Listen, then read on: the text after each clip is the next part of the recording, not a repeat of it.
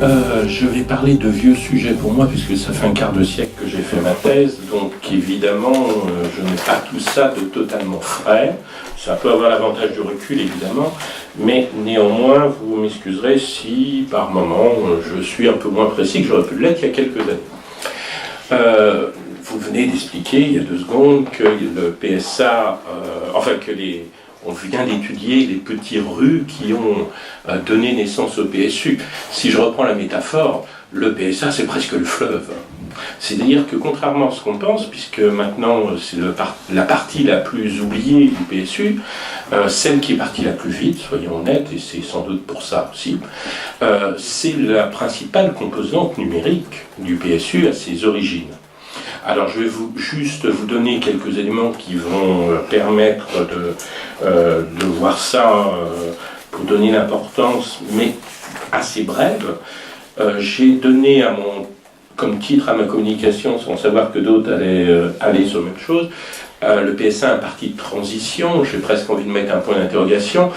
Effectivement, on retrouve cette situation, mais je rajouterais transition vers quoi ? Est-ce vers le PSU ou vers autre chose? Alors c'est un parti qui a été décrit par Marc Ergon comme de sensibilité social-démocrate.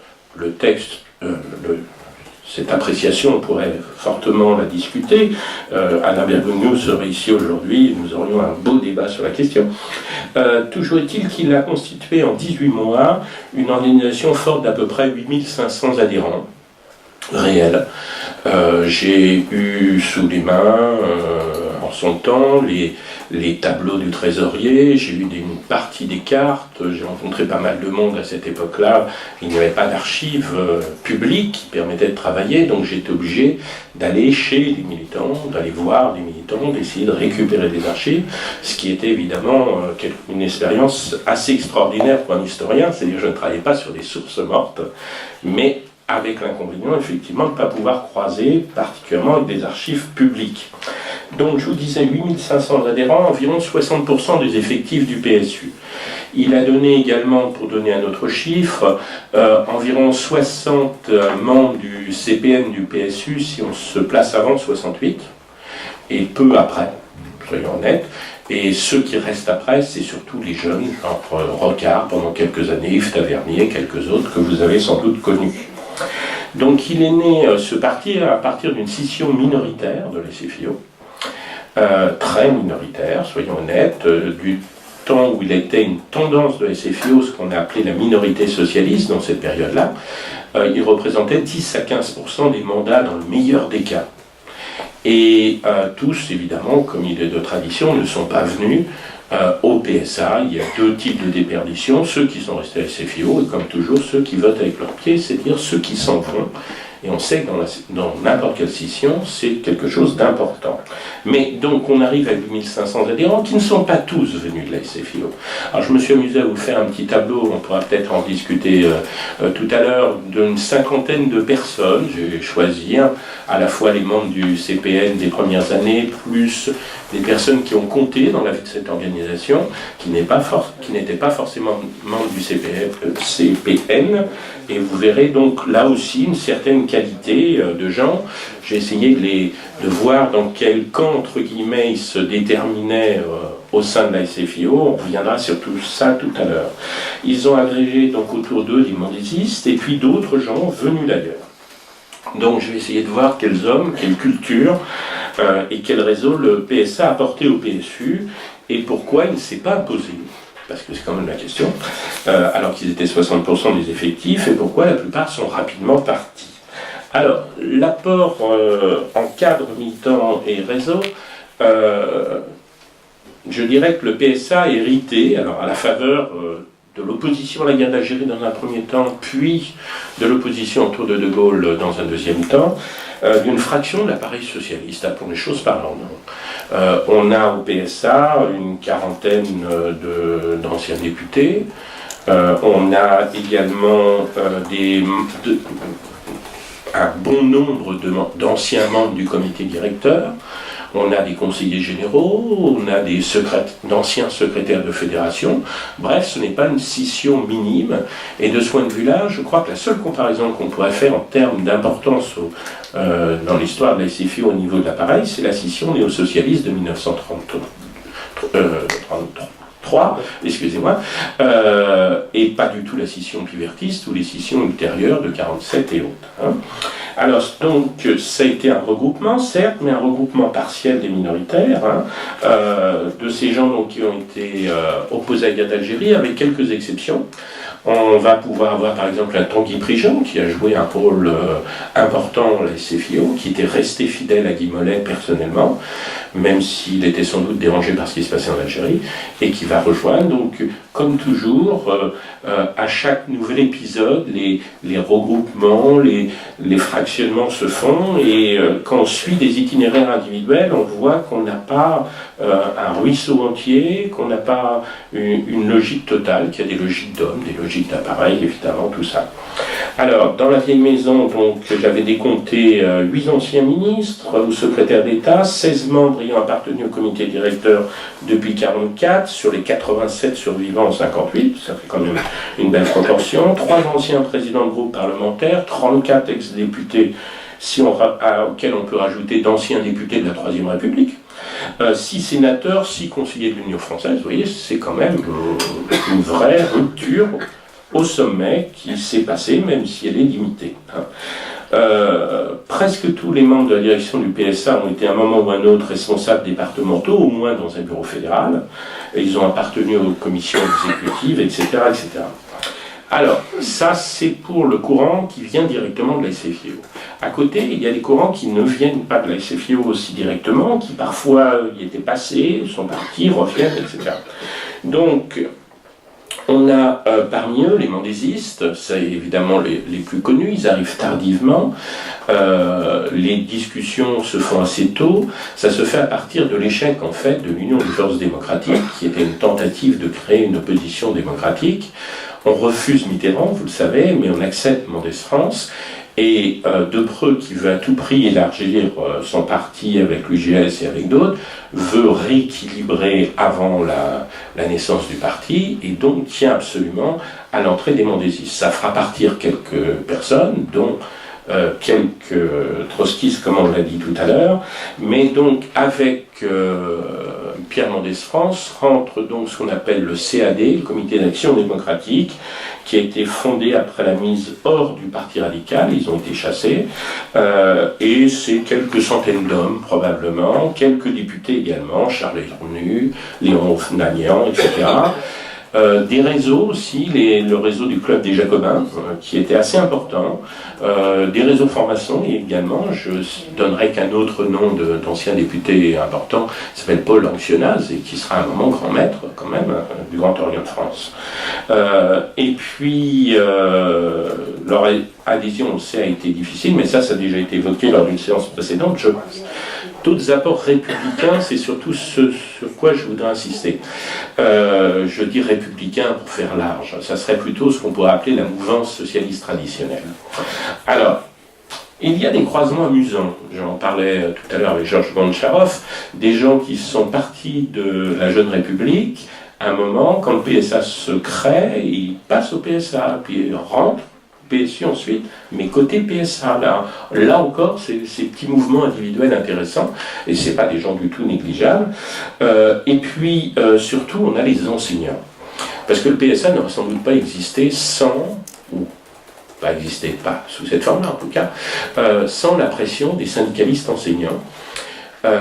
Le secrétaire général de la FEN, Denis Forestier, n'adhère pas directement, mais sa famille adhère, et il pousse ses secrétaires fédéraux, etc., à adhérer, suivi par un certain nombre de responsables du SNES, et on va voir des gens qui s'inscrivent dans les deux grandes tendances, une grande et une plus petite tendance de la FEN, c'est-à-dire la tendance réformiste, pour faire simple, qui vont adhérer, avec y compris des gens comme Louis Astre et d'autres, et puis les trotskistes, et c'est là qu'une partie des trotskistes, justement, qu'on a cité tout à l'heure, Robert Cherami, quelques autres, vont quitter. Donc Astre, Paul Ruff, qu'on n'a pas cité tout à l'heure, qui était un personnage important dans cette période. À cela s'ajoute pour les mêmes raisons, c'est-à-dire le refus de la Ve République principalement et de la guerre d'Algérie ensuite, je crois qu'il faut mettre ça dans cet ordre-là. Les gens de la Ligue des droits de l'homme. Vous savez que la Ligue des droits de l'homme s'est donnée au printemps 1958 à un nouveau patron, qui est Daniel Meyer. C'était la Ligue des droits de l'homme est exsangue par rapport à la grande Ligue des droits de l'homme de l'entre-deux-guerres. Il n'empêche qu'elle reste une référence de gauche importante, une légitimité, et que progressivement, sur la guerre d'Algérie, elle a plus ou moins rompu, elle a joué un rôle essentiel dans la création de l'UFD en 1958. Daniel Meyer a les réunions, la plupart des réunions de l'UFD se passaient rue Jean Dolin au siège de la Ligue de l'époque, et ils ont tenté donc de faire l'UFD, ça a raté, et ils jouent un rôle, notamment en province, beaucoup de militants de la Ligue des droits de l'homme vont adhérer au PSA. Et en retour, Daniel Meyer reconstruit en partie la Ligue des droits de l'homme en puisant dans le PSA, dans les avocats opposés à la guerre d'Algérie et autres. On a des croisements, là encore, une fois de plus, de rencontres. Alors que les enseignants, les choses seront différentes. Je vais le dire tout de suite. Au PSU, ils vont mal se sentir pour les raisons de rencontres chrétiens et laïques, bien sûr, mais il y a aussi toute la question de la pétition du CNAL de 1961, où je crois que le PSU n'a pas totalement mesuré la chose, et comme la SFIO se rapproche à ce moment-là du SNI qui a besoin de faire signer cette pétition aux bastions socialistes et de les utiliser, les enseignants vont progressivement s'en aller ou se mettre de côté, en tout cas être moins évident, même si il y a eu des travaux qui l'ont montré, les enseignants sont une forte minorité du PSU, puisque c'est au moins 30% des adhérents, semble-t-il. Hein. Alors, après ça, il y a d'autres milieux, des intellectuels de gauche, donc des gens de l'UFD. On va trouver par exemple donc, ces gens de la Jeune République, bref, un monde dans lequel la mouvance autour du Parti Socialiste, de la Ligue des droits de l'homme, de la franc-maçonnerie, extrêmement importante, on l'a déjà évoqué, joue son rôle, et là, ça, comme je vous le disais, ça nous rappelle la scission néo-socialiste de ce point de vue-là, où c'est les mêmes forces qui avaient poussé à cette scission. Alors, le PSA voit venir d'un autre côté des hommes plus révolutionnaires de ce côté. Donc on va trouver à la fois venant de la SFIO des anciens pivertistes, on va trouver des trotskistes, on vient d'en parler, mais on va trouver également des gens, alors ça c'est plus étonnant, mais chaque fois qu'il y a une scission, je les observe, des gens qui ont un parcours de scissionnistes, de gens qui passent d'une petite organisation à une petite organisation, qui parfois restent 5 ou 10 ans sans rien faire, attendre du RDR au PSA, avant ils étaient autre chose, c'est-à-dire qu'on a, et notamment parmi ces gens-là, excusez-moi, pour terminer même ma pensée, parmi ces gens-là, pas mal d'étrangers, qui sont des réfugiés d'autres pays.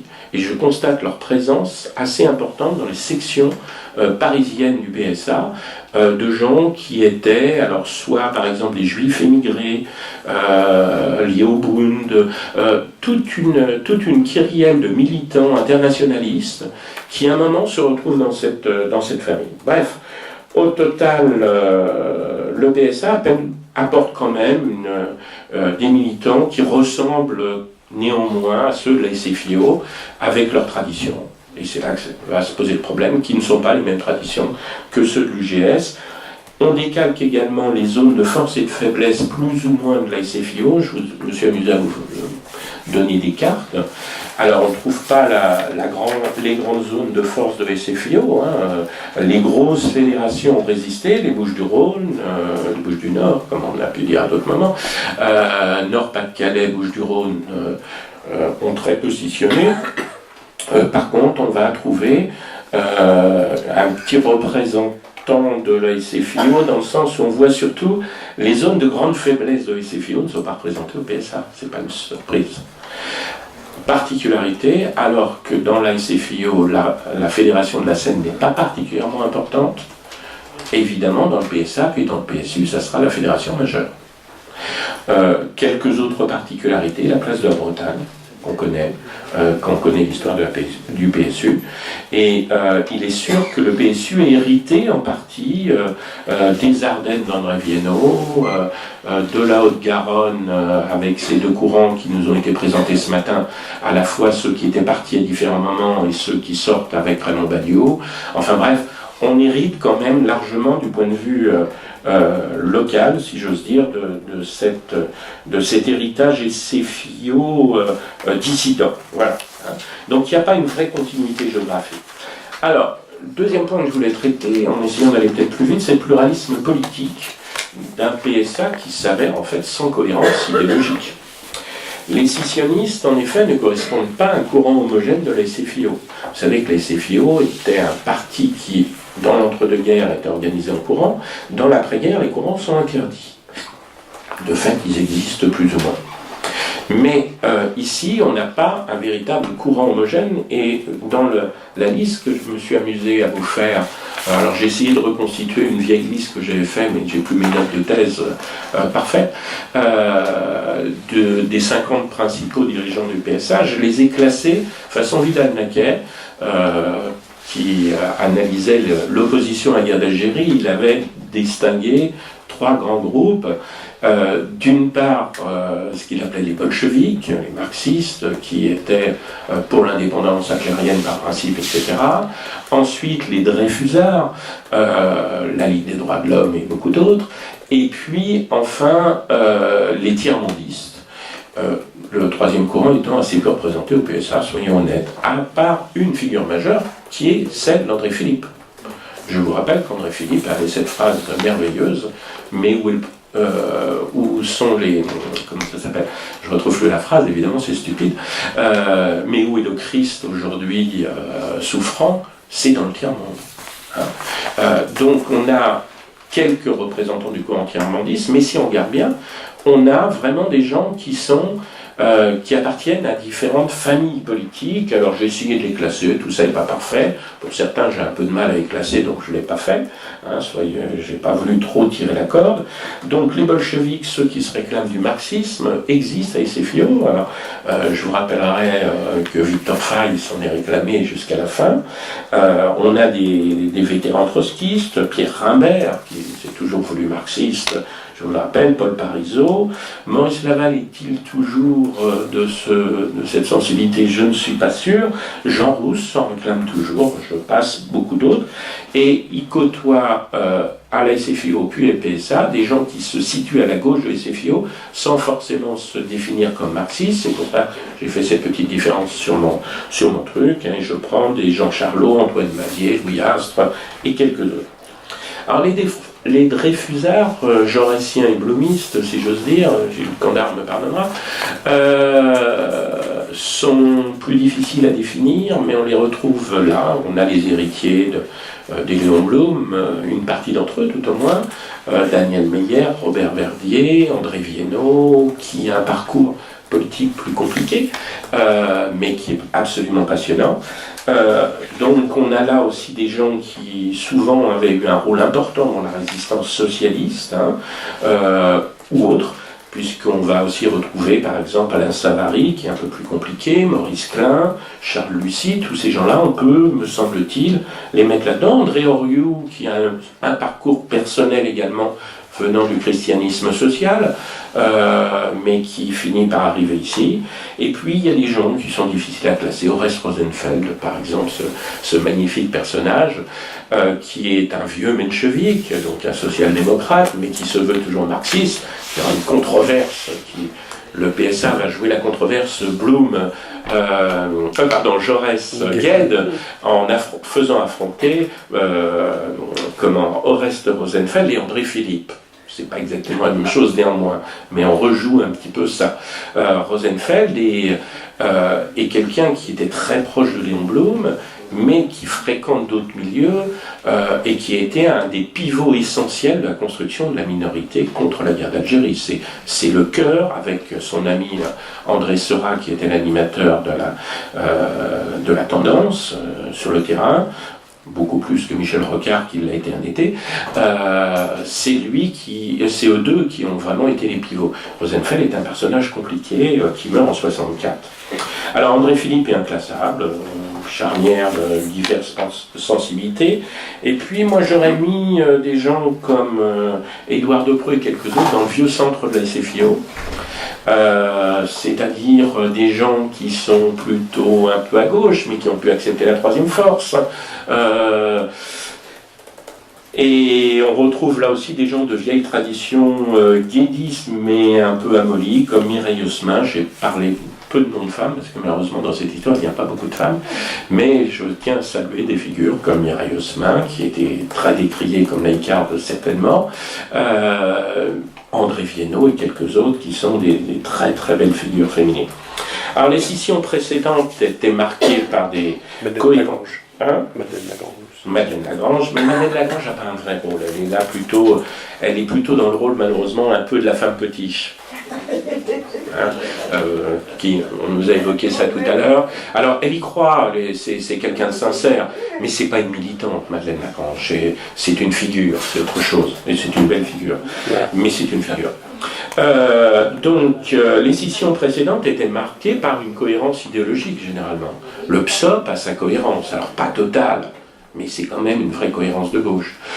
Les néo-socialistes ont leur cohérence, là encore pas totale, entre Marcel Léa et puis Henri Hauck et quelques autres qui vont être des résistants pendant la guerre. La majorité des néos, je les retrouve plutôt du côté de résistance que du côté de DA, excusez-moi, petite surprise à travailler là-dessus. Bon, il n'y a pas de cohérence totale, mais on avait en gros une scission droite, une scission gauche. Ici, on a un mélange.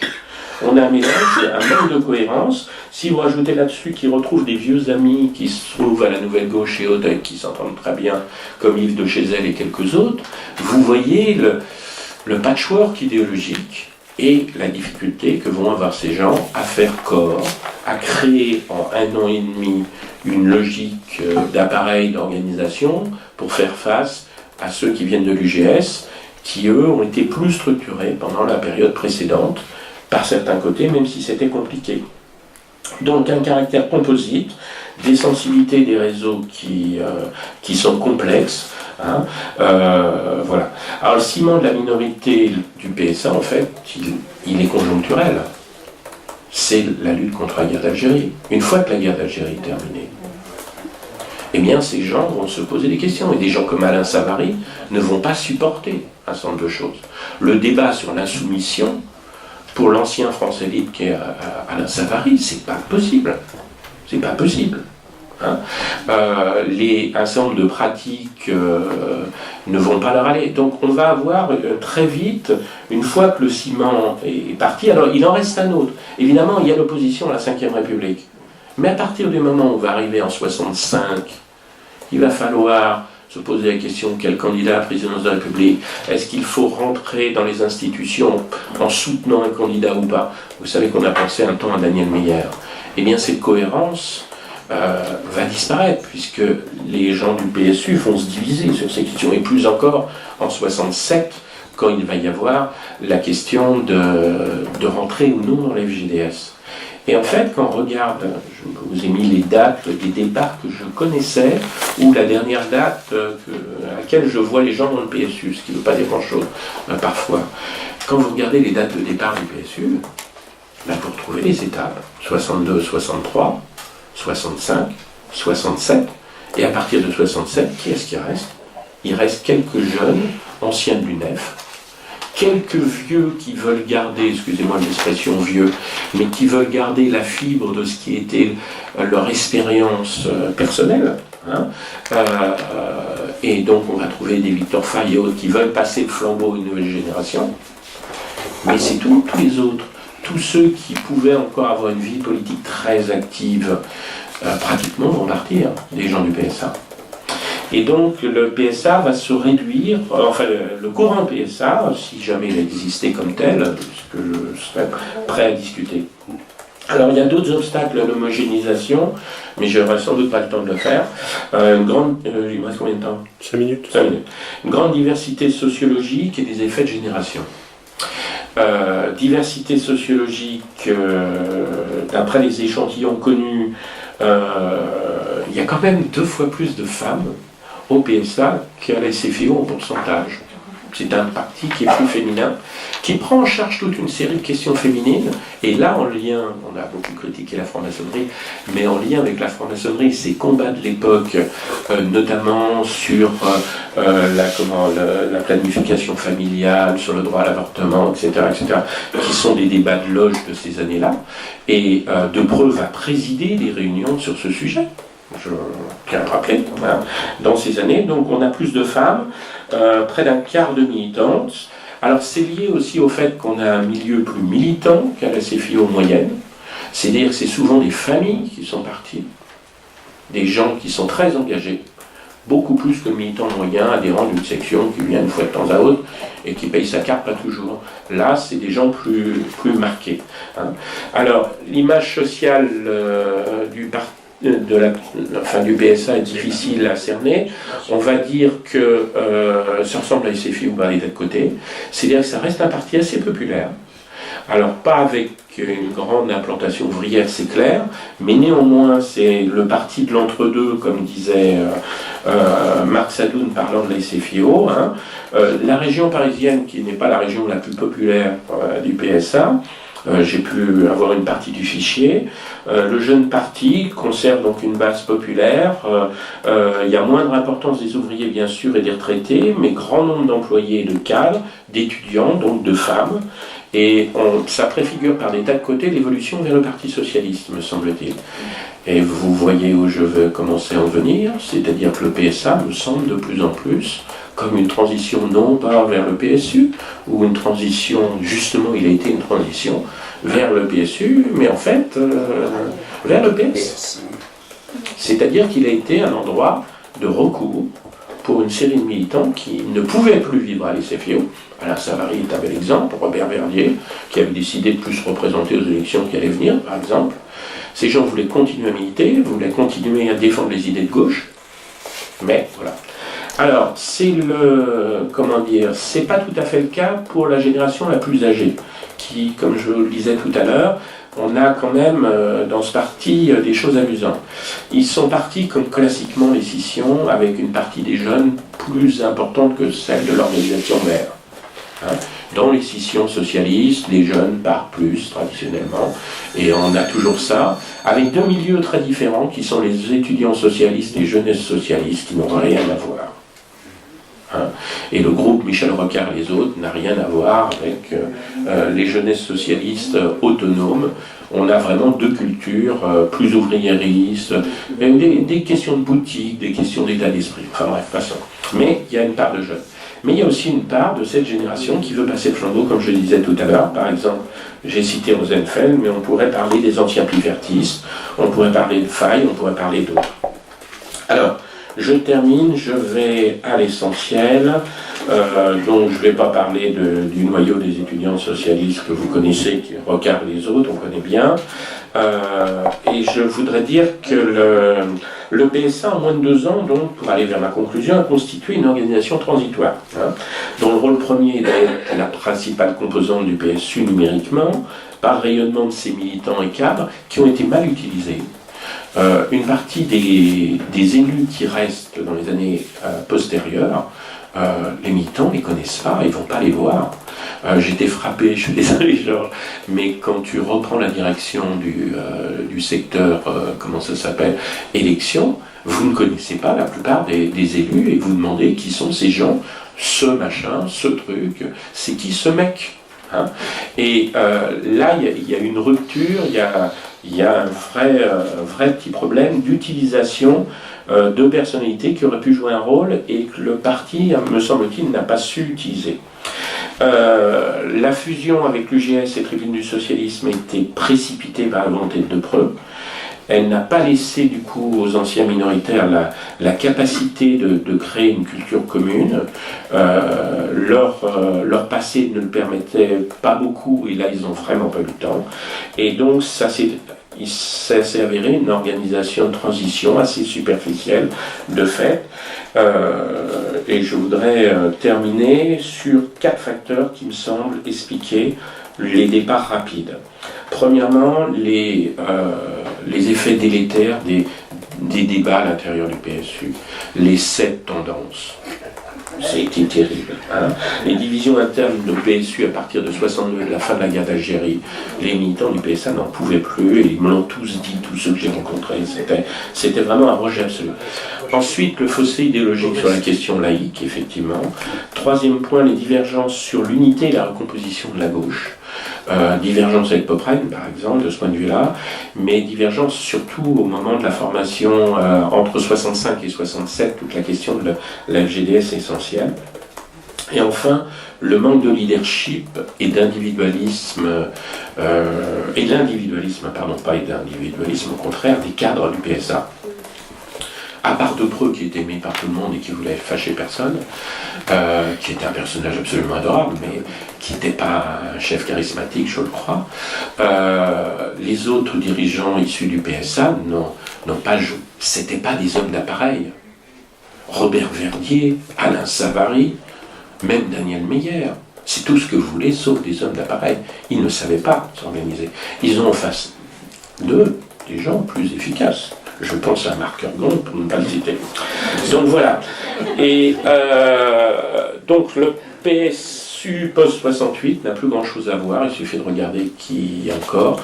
De ce point de vue-là, la mémoire des fondateurs du PSA s'efface pratiquement complètement. C'est une des choses que j'ai remarqué en lisant la littérature à la fois ancienne du PSU et ensuite. Voilà, je termine là-dessus, je sais que j'étais... Merci Gilles.